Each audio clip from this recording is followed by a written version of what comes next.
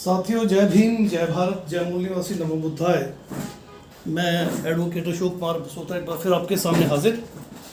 Social movement of India, social movement party और social movement Times news channel की तरफ से, इसके अलावा राष्ट्रीय मूल्यवासी संघ और राष्ट्रीय मूल्यवासी सांस्कृतिक मंच की ओर से एक बार फिर आपके सामने मुखातिब। काफ़ी दिन से सोच रहा था फिर एक बार आपसे वीडियो के माध्यम से बात की जाए। तो बहुत हलचल हो रही है साथियों देश में। एक तरफ मनुवादी बहुत हावी हो गए हैं, SC, ST, OBC, मुस्लिम, सिख, क्रिश्चियन, जो हमारे माइनॉरिटी कन्वर्टेड भाई बंधु हैं, बहनें हैं, इन सब पे बहुत अत्याचार और बहुत सारी चीज़ें जो आज के हालात में देखने को मिल रही हैं। इसके अलावा महाराष्ट्र गवर्नमेंट और सेंट्रल गवर्नमेंट के बीच में जो तनातनी चल रही है, ख़ास करके केंद्रीय गृह मंत्री अमित शाह और होम मिनिस्टर, गृह मंत्री महाराष्ट्र सरकार, दोनों के बीच की जो बातें हैं वो भी सामने आ रही हैं। ड्रग्स के मामले में आपने देखा होगा, समीर वानखेड़े का जो एपिसोड आप सबके सामने आ चुका है। 25 करोड़ की फिरौती का बहुत बड़ा स्कैंडल, फिर 18 करोड़ तक सिमटा, 8 करोड़ वानखेड़े को देने हैं और 10 करोड़ भाजपा या उनके लोगों को जाएंगे। 3000 किलोग्राम अडानी के बंदरगाह से जो मिला ड्रग्स की खेप, उसके बारे में वानखेड़े जी शायद जानकारी नहीं रखते हैं। और सारे टीवी चैनल और सारी अखबार तो ऑलरेडी आपको पता है कि इनके कब्जे में है, कहीं एक लाइन की कोई खबर भी नहीं आई। और मेरा ऐसा मानना है कि हो सकता है अडानी जी का इसके साथ कोई लेना देना ना हो, मगर ऐसा था तो फिर चैनल्स पे और अखबारों में आने में क्या दिक्कत थी? जिसका था वो पकड़ा जाता, वो सामने आता। अल्टीमेटली वो कार्रवाई कहाँ रुकी हुई है, होगी भी कि नहीं होगी, संदेह के घेरे में चीज़ें हैं।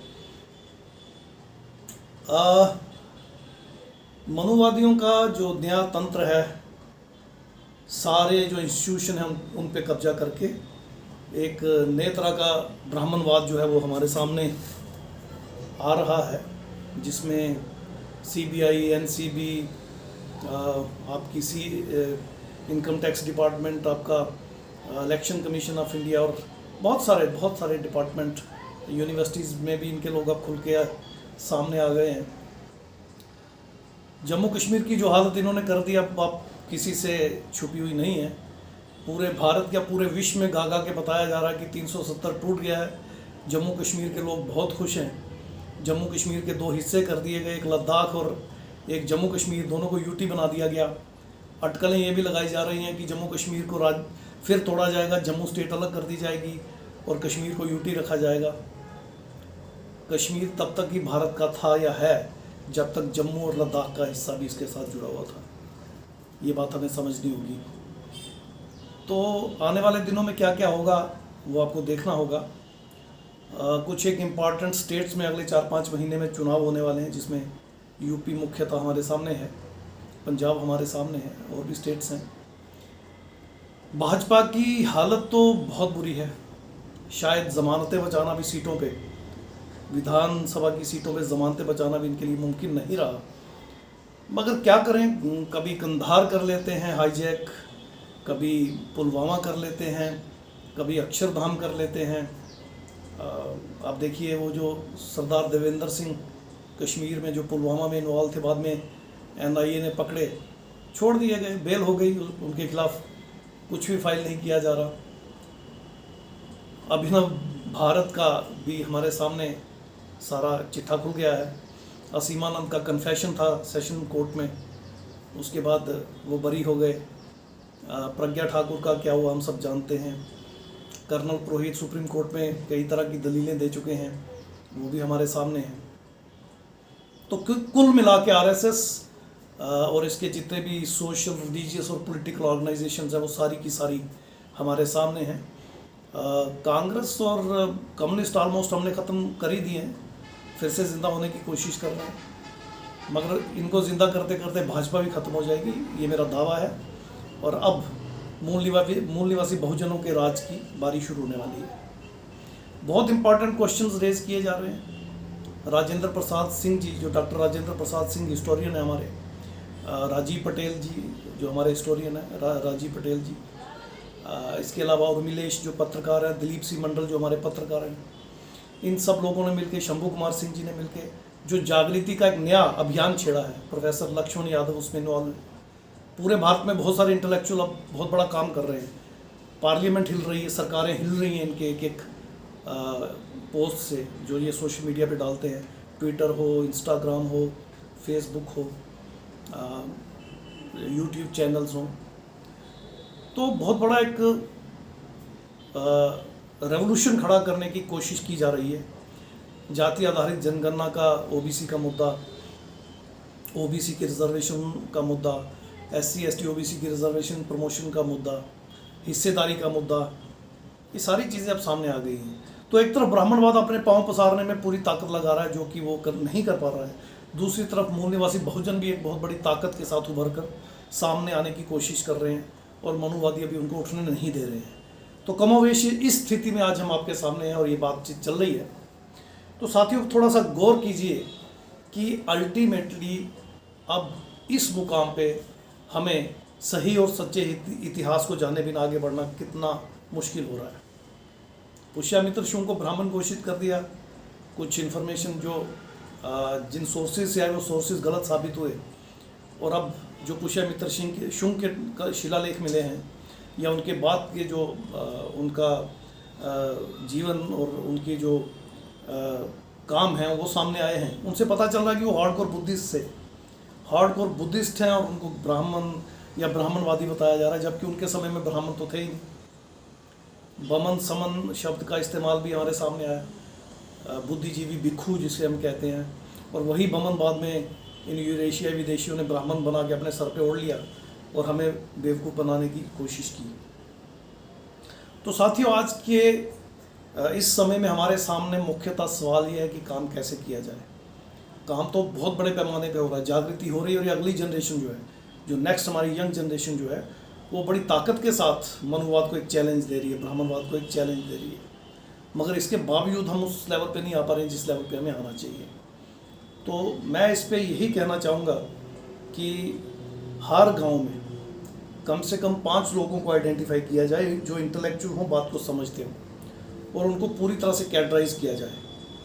कोई भी ऑर्गेनाइजेशन हो, भारतीय मूल निवासी संघ हो, भारतीय मूल निवासी सांस्कृतिक मंच हो, बामसेफ हो, सोशल मूवमेंट ऑफ इंडिया हो, सोशल मूवमेंट पार्टी हो, कोई भी ऑर्गेनाइजेशन हो, सभी ऑर्गेनाइजेशंस को हर गांव तक पहुंचना होगा, और कम से कम 5 लोगों को एक गांव में पूरी तरह से तैयार करके, कैटराइज करके, सही और सच्चे इतिहास के साथ इक्विप करके, फिर उसको पूरी तरह से कैटराइज करके फील्ड में छोड़ना होगा, और उनकी ड्यूटी लगानी होगी कि वो अपने रोज़मर्रा के कामकाज निपटा के, अपने जीवन यापन के रूटीन के काम करने के बाद दिन में 4-5 घंटे अपने गांव के लोगों में जाके बिताएं, घर घर जाके लोगों को जागरूक करें और मनुवाद और ब्राह्मणवाद से बाहर निकालने का कार्य करें।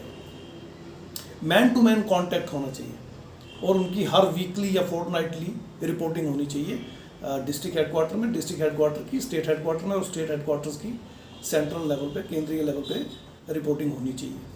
इसी तरह जो म्यूनिसिपल कमेटीज़ और म्यूनिसिपल कॉरपोरेशंस हैं, उनकी जो वार्ड्स हैं, हर वार्ड में इसी तरह 5-5 लोगों को, जो बुद्धिजीवी वर्ग में होते हैं, इंटेलेक्चुअल लोग हैं, उनको चुन के पूरी तरह से सही और सच्चे इतिहास से इक्विप करके और पूरी तरह से तैयार करके, कैटराइज करके उनको अपनी अपनी वार्ड में, फील्ड में छोड़ देना चाहिए। और मैन टू मैन कांटेक्ट उनका जो है 4 से 5 घंटे डेली का रहना चाहिए, और वीकली या फोर्टनाइटली कम से कम उनकी रिपोर्टिंग जो है वो अपनी म्यूनसिपल कमेटी या कॉरपोरेशन में जो उनका यूनिट हो, हेड ऑफिस हो, वहाँ पे डेली वीकली या फोर्टनाइटली रिपोर्टिंग हो, और वहाँ से फिर डिस्ट्रिक्ट लेवल पे, और डिस्ट्रिक्ट लेवल से स्टेट लेवल पे, और स्टेट लेवल से सेंट्रल लेवल तक वो सारी इन्फॉर्मेशन कलेक्ट की जाए।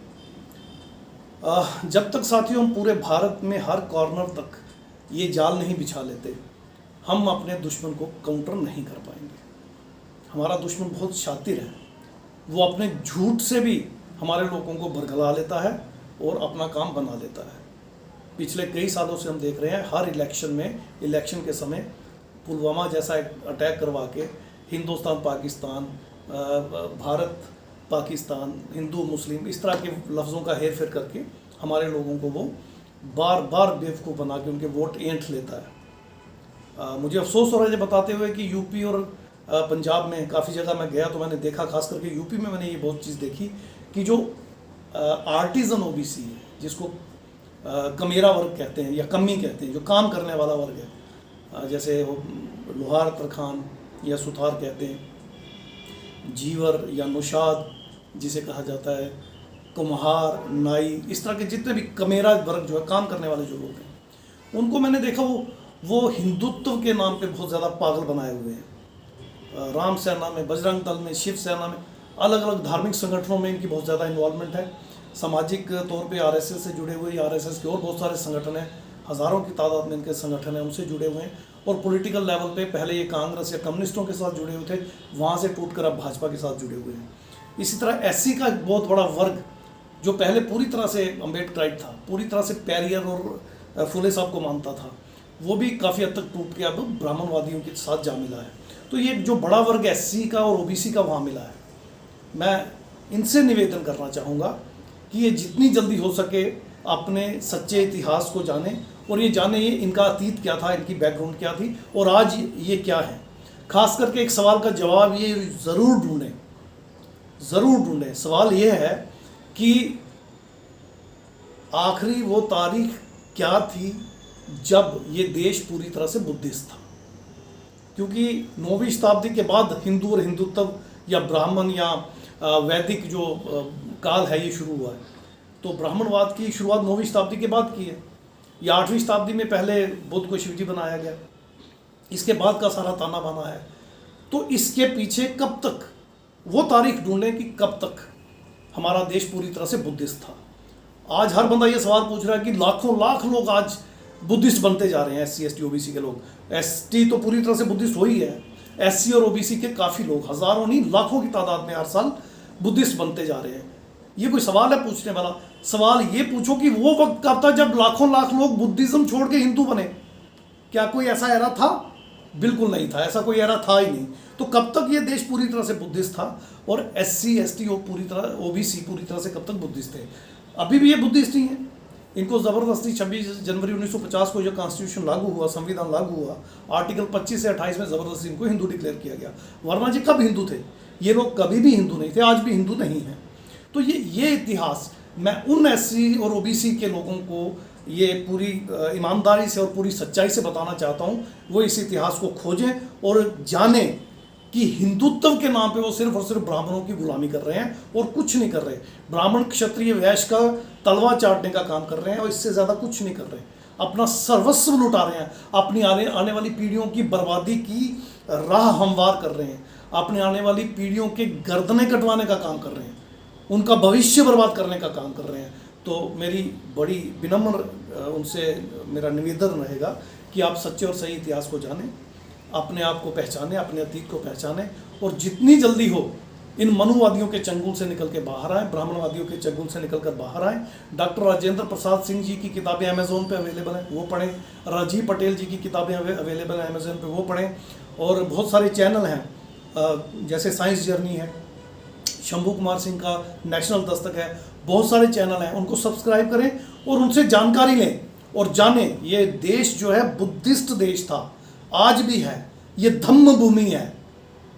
कृपया पूरा इतिहास जानें और अपने आप को पहचानें। एससी एसटी ओबीसी अलग नहीं हैं, ये सब एक ही परिवार है और इनसे कन्वर्टेड मुस्लिम, सिख और क्रिश्चियन, जो 98% मुस्लिम, 98% सिख और 98% क्रिश्चियन है, वो इन्हीं में से कन्वर्टेड हैं। इसके अलावा जो Anglo Indian, French, Dutch, Portuguese जो इंडिया में रह रहे हैं, वो भारतीय संविधान को मानते हैं, वो हमें बिल्कुल परेशान नहीं करते, तो उनसे हमारा कोई दुश्मनी वाला नाता नहीं है, वो भी हमारे मित्र ही हुए।